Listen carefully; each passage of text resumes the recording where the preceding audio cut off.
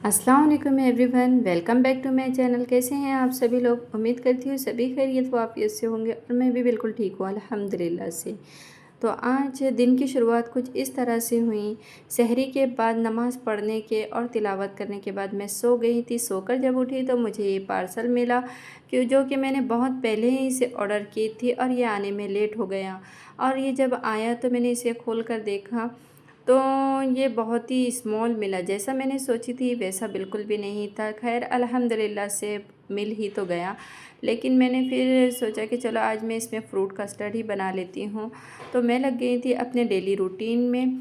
आ गई मैं किचन में और फिर मुझे रात में ना पुलाव बनाना था, इसलिए मैं हरी सब्जियों को पहले ही साफ़ करके रख रही थी। पुदीना, करी पत्ता और मिर्चियों को मैं साफ़ करके रख देती हूँ तो ताकि बाद में आसानी हो जाए, क्योंकि साथ ही में बच्चे भी होते हैं और अगर बच्चा किसी बात से ज़िद में आ जाए तो फिर उसे संभालना मुश्किल हो जाता है और टाइम भी सारे कामों के लिए टाइम हो जाता है। फिर मुझे बनाना था कस्टर्ड।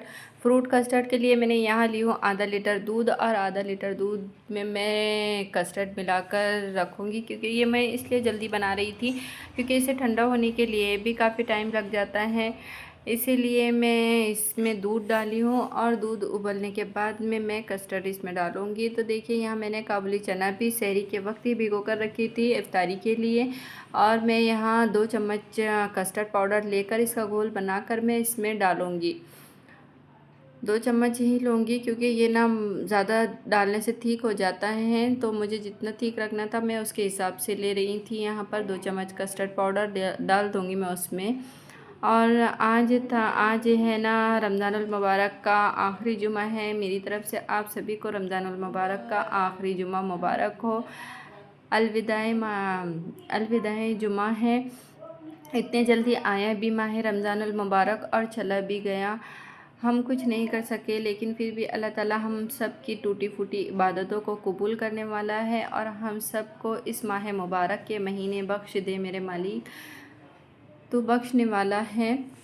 तो देखिए यहाँ पर मैंने कस्टर्ड को घोल बना ली हूँ और अच्छी तरह से बनाकर मैं इसे छन्नी से छान कर दूध में डाल दूँगी।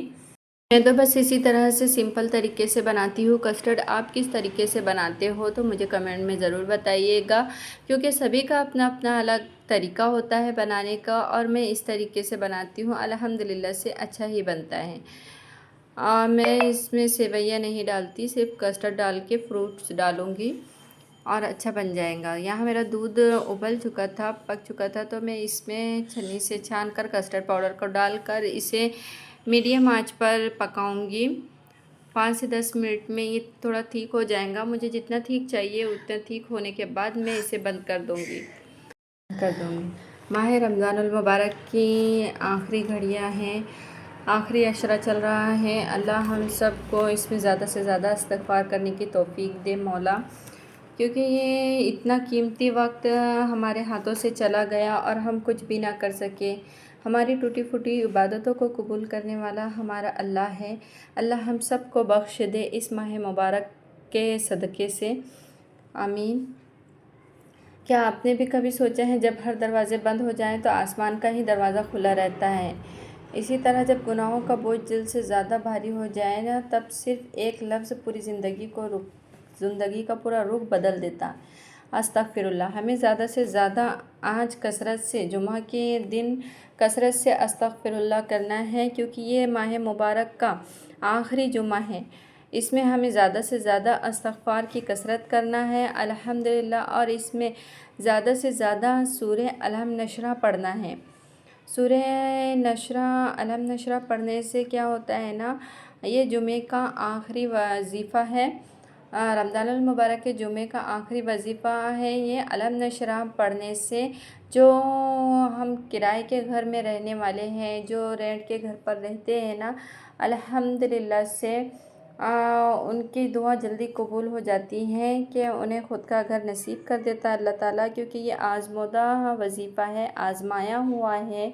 इसीलिए मैं आप लोगों के साथ शेयर कर रही हूँ, क्योंकि अलम नशरा का सूरा आप जितनी बार कसरत से पढ़ेंगे ना, तो अल्हम्दुलिल्लाह से आपकी वो ख्वाहिश पूरी हो जाएगी कि और ये रमज़ानुल मुबारक के आखिरी जुमे का ही वजीफ़ा है।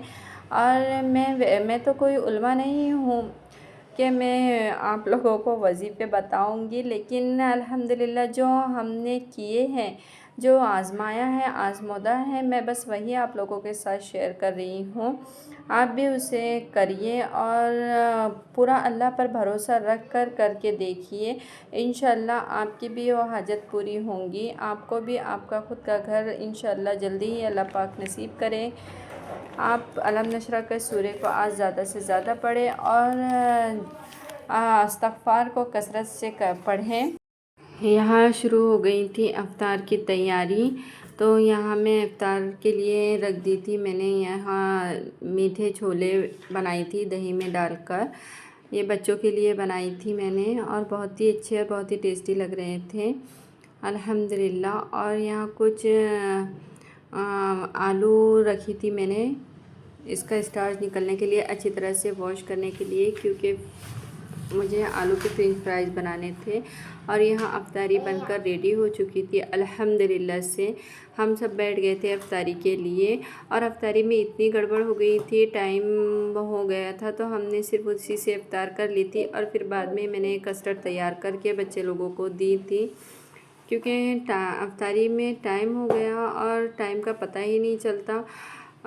तो बहुत ज़्यादा टाइम होने की वजह से कस्टर्ड रह गया था बनने के लिए। मैंने इफ्तार के बाद, नमाज के बाद अल्हम्दुलिल्लाह से कस्टर्ड तैयार की और फिर बच्चों को खाने के लिए दी थी और अल्हम्दुलिल्लाह बहुत ही अच्छा बनकर तैयार हुआ ये। इसमें मैंने एप्पल, बनाना और ग्रेप्स ही डाली और फिर मेरे पास जेली थी, तो मैंने ये येलो वाली इसमें जेली डाल दी थी। गर्म पानी में मैंने ये जेली को बनाई और बहुत ही अच्छी बनकर तैयार हुई ये अल्हम्दुलिल्लाह से। और आप सभी को अगर मेरा ब्लॉग पसंद आए तो इसे लाइक, शेयर एंड सब्सक्राइब ज़रूर करें और मुझे दुआ में याद रखें।